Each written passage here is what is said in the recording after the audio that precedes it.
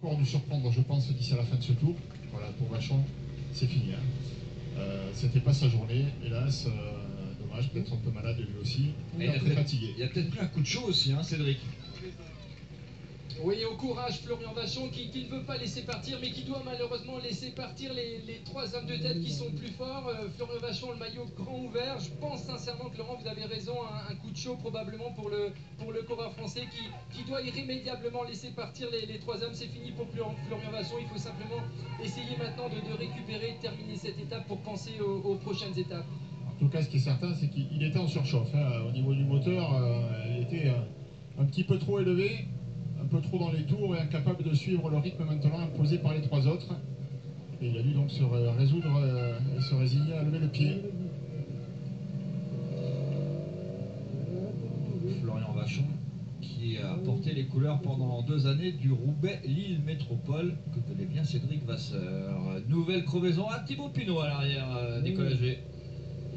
Et décidément, en effet, énormément de crevaison pour la FDJ.fr. Thibaut Pinot qui est attendu immédiatement par son homonyme Cédric Pinot. Et donc le grimpeur français a tout de suite remis sa chaîne, son grand plateau.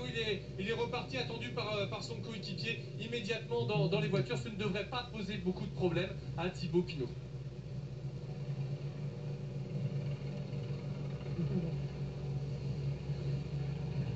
Épidémie à la FDJ. Ouais, ça arrive, hein. Ça arrive même parfois que deux coureurs de la même équipe crèvent pratiquement en simultané à des échelons différents. Et là, il faut faire très très vite, évidemment, parce qu'il y en a un des deux qui attend la voiture, forcément. Et on l'a vu, d'abord Arthur Michaud, maintenant Thibaut Pinot. Le dépannage s'est effectué dans les meilleures conditions.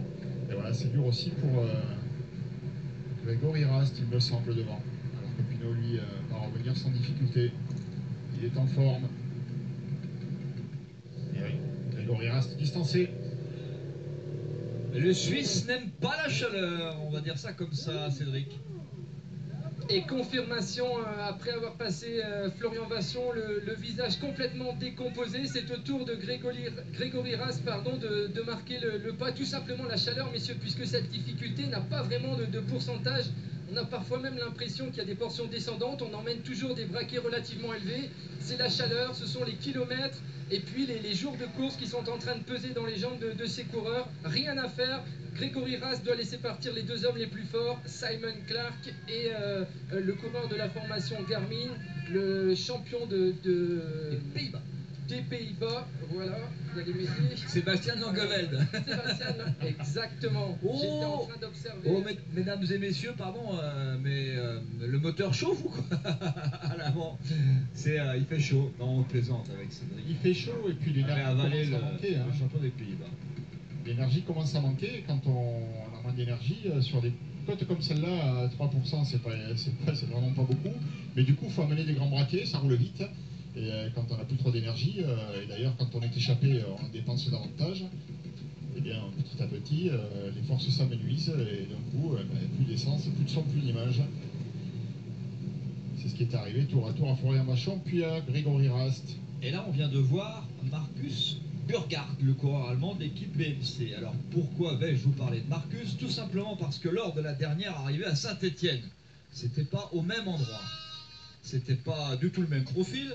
Mais voilà, on avait eu non pas un sprint massif, alors qu'aujourd'hui ça est un petit peu la tendance, mais on avait eu un duo qui était parti à 130 km de l'arrivée à Saint-Étienne, composé du coureur espagnol Carlos Barredo et donc du coureur allemand Markus Burkhardt. Et il y avait eu sprint et le coureur allemand, le grand coureur allemand, s'était imposé ici à Saint-Étienne. C'est la 25e fois où le Tour vient à Saint-Étienne, 22 fois depuis 1950 et... on peut le dire, Jean-Paul, les plus grands s'y sont imposés.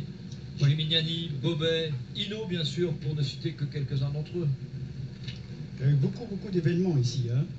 Il y a eu beaucoup d'événements parce que, bon, évidemment, en 1950, Gimignani l'avait emporté, mais ça avait donné lieu à une passe d'armes terrible entre Ferdinand Hubler, le Suisse, et Louison Bobet. Louison Bobet a perdu le Tour dans cette ascension du col de la République.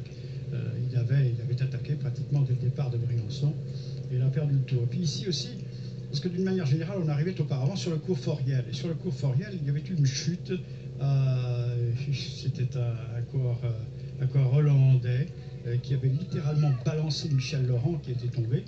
Et Michel Laurent n'avait pas franchi la ligne le premier, bien sûr, mais c'était Van den Broek qui l'avait franchi le premier. Et on avait déclaré tout de même vainqueur Michel Laurent, ce qui est un peu contraire au règlement.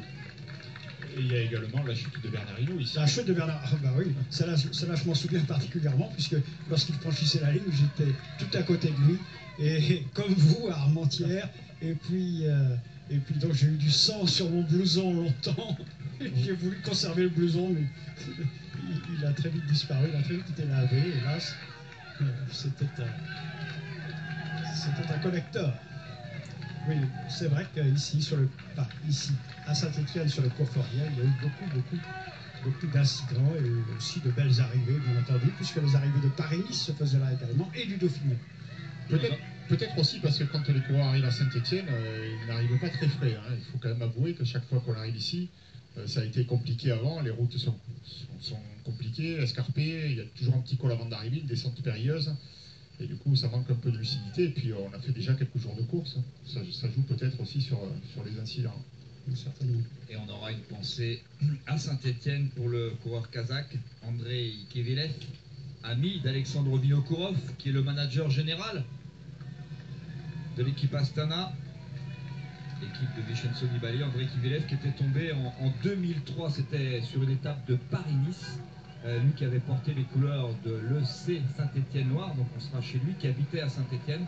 Il était décédé le soir même de sa chute, et c'est après la chute d'Andrei Kivilev que l'Union cycliste internationale avait rendu le casque obligatoire. Oui, difficile de savoir si avec le casque il aurait pu être sauvé, mais très certainement que ça aurait pu l'aider.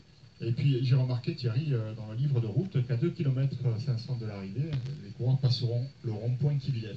Andrei Kivilev, voilà, à l'hommage du coureur disparu. Il habitait Sorbier avec Vinokourov. Alors Iseron ici est marqué par sa géographie montagneuse et l'abondance de ses sources. C'est à proximité de Lyon, sur un petit piton rocheux que vous avez vu.